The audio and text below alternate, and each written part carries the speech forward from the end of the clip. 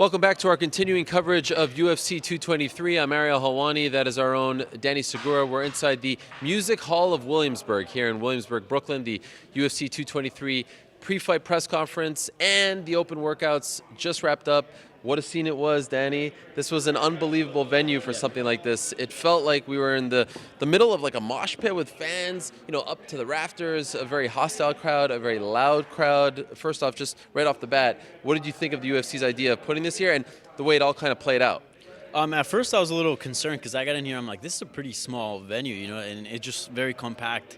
And it felt claustrophobic at one point when everybody started filling in and chanting. But I feel like it played well because the fans were really close to Khabib and all the fighters, and you can tell they were interacting. There was fans yelling at them, and they would answer back. It was a good dynamic here. Fair to say this is Khabib country. That he is the most popular fighter on this card, right? It's Khabib time. I mean, everybody was chanting it, but Max Holloway, something that I found very interesting is that he was embracing it. Yeah. He wasn't, trying to throw anything at Khabib or trying to sway things towards his side. He was embracing it. He knew, this is Khabib territory, but he's embracing it and taking it, Let's score this like a round. Mm-hmm. Who got the better of who? How would you score this round between Khabib and Max? I think this is a 10-10. Come on, you got to give us a 10-10. What are you, crazy? Crowd-wise, I would say obviously probably like a 10-7 for Khabib. I mean, it was very pro-Khabib.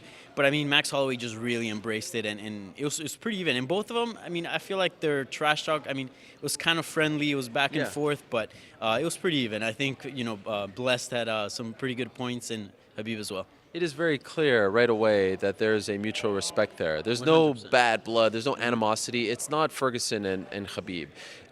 Obviously, Khabib is very thankful, I think, and appreciative that Max Holloway stepped up, but I think he respects him as a champion, and so you could tell. But the back and forth is very fun. It's very entertaining. Like, I must say, this was way more entertaining than I expected going into it. It's been a while since we've had a press conference like this. Do you agree? 100%. And we've just been used to, a Tony Ferguson and Khabib back and forth, and that dynamic is a little interesting. Yeah. Given that Tony Ferguson, he's a very interesting character. But with Max Holloway, I feel like although Khabib and Max Holloway are from very different areas of the world, and their personality, they're very different, they still have a lot of the same core values as far as like they'll fight anybody at any time, and they respect that and they see that in one another, and you can tell with their back and forth and the way they refer to each other. I also thought it was notable. It seemed to me like Dana White was more fired up than usual. Even the way he was like running down Max's, stats, so to speak, the winning streak, all that stuff.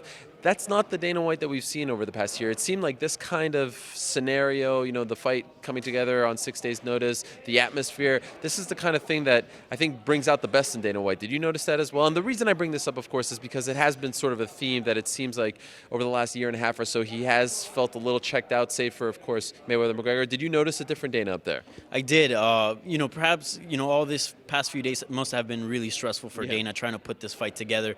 And he put a fight together that's not only, that saved, I guess, the main event of the card, but also a fight that is very compelling and that is very good. And, he must be happy about that. And, Max Holloway stepped up, and, they're bringing in a pretty good dynamic here. And this is turning out to be a pretty good card. The energy's building up. Perhaps most notable is the fact that he said that this is trending pay-per-view-wise to be the biggest show since UFC 205. That's the first MSG show, and that, I guess, includes, Jones DC2. That includes the return to Madison Square Garden at UFC 217.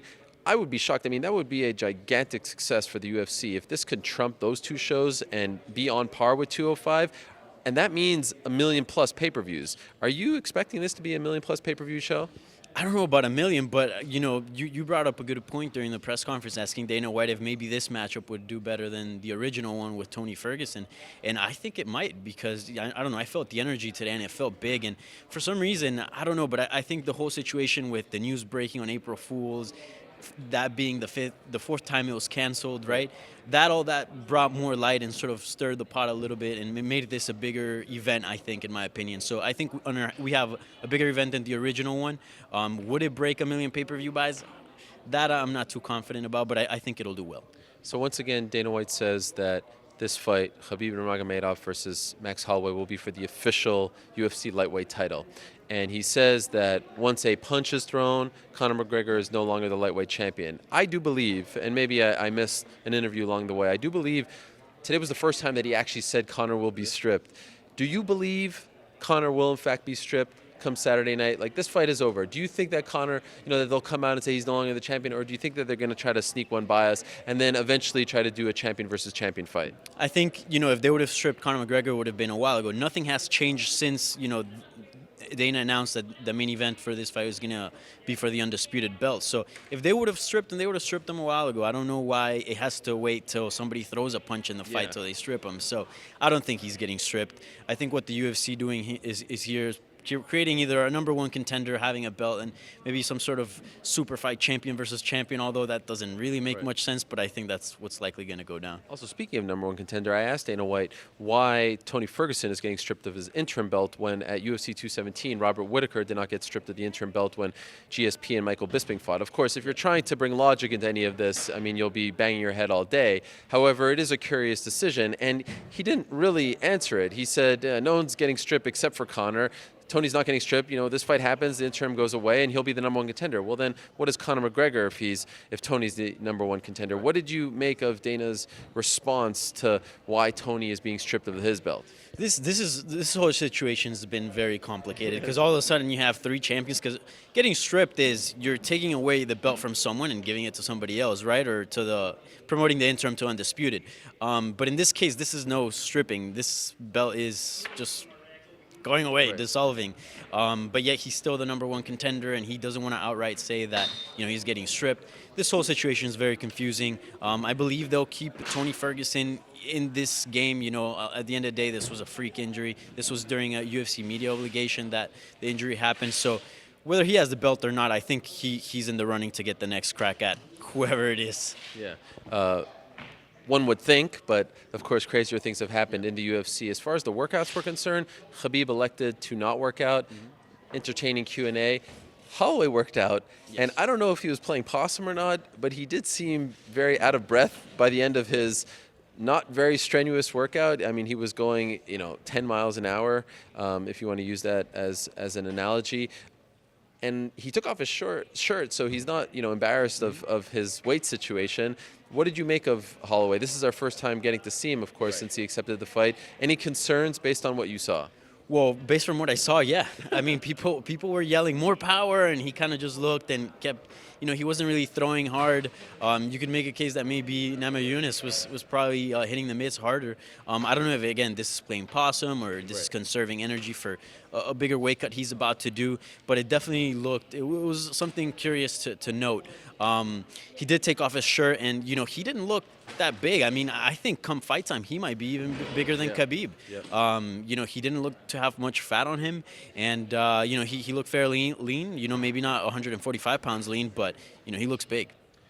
Khabib and Holloway are completely eclipsing as far as the questions and the buzz are concerned. Rose Namajunas versus Jedrzejczyk, but that is a phenomenal fight. It's a phenomenal rematch. It's a rematch of a fight that, of course, happened in November at Madison Square Garden, and I got such a kick out of just looking at Rose throughout the entire press conference because she is expressionless. She is stoic. She does not react to anything. She's just looking ahead. Joanna reacting a little bit, but I thought perhaps most noteworthy was that Joanna really didn't try to get under her skin like she did the first time around. There were no mental games being played. There was no mind games, so to speak. Did you notice that, and do you think that maybe Joanna's taking a different approach this time around? She is, and she's very smart for doing so because she really tried to get under her skin, in her last fight here in New York. And we saw that at the end of the day, that didn't matter. Rose went in there with her stoic presence and fought a fight, emotionless. She didn't try to go in there and throw an extra punch. She didn't try to be overly aggressive. She just did what she had to do. So I think Joanna understands that at this point, trash talking against Rose, throwing things at her is probably not going to really work. Plus, it doesn't really look good with the fans at this point, given, the first outcome of the fight. So I think she's just, answering the questions and not really making getting under her opponent's skin a priority here. Something she's done in her other fights. I think down this rematch, she understands that, look, Rose has a stoic behavior. I'm likely not going to get under her skin. Let me just focus on the preparation. And then how about the fact that Rose was getting way more of a positive reaction here from the fans in Brooklyn. 4 months ago, that was not the case. Joanna was actually getting booed, which surprised me. So these are four of the UFC's, I think, most popular fighters, young fighters, and it's kind of surreal to see them all up there, especially Max and Khabib. But I think this was a very good first day, so to speak, as far as media fight week is concerned for the UFC. Would you agree? 100%. I mean, originally when the whole news broke that Yeah. Tony Ferguson was out, I was pretty down, and I'm like, again, are you kidding me? How is this event going to be affected? But it seems actually that, this change is pretty positive. I mean, the fans here were hyped. Yep. Nobody's really down about it. And yeah, it seems this was a complete success. I'm really curious to see how the other events throughout the week pan out. I feel like it's just going to keep building energy, but, we'll have to wait and see. All right, that does it for us from here in Williamsburg, Brooklyn. Speaking of those other events, there's plenty more to come as far as UFC 223 is concerned. We have a ton of coverage thus far on the site, so please do check that out. But tomorrow, Thursday, at the Barclays Center, there's Media Day. After that, at 3 p.m. Eastern Time, we will have a live presentation of the MMA Beat at a special time, 3 p.m. Eastern Time, so please make note of that. On Friday, of course, we have the highly anticipated official weigh-ins at 9 a.m. Eastern Time, and I think that might be one of the most watched weigh-ins in the UFC's history, with both Joanna, Max, and of course Khabib, who we found out earlier today has parted ways with his nutritionist midweek. So that should be a very interesting sight to see. And then, of course, the UFC's 25th anniversary press conference happening after the ceremonial weigh-ins on Friday evening, with a ton of fighters in attendance, the fighters who will be competing in the upcoming cards throughout the summer. So plenty more to come from here in Brooklyn. For now, we will say goodbye. For Danny, the rest of our crew, I am Ariel. Thanks for watching day one. We'll see you tomorrow from here in Brooklyn.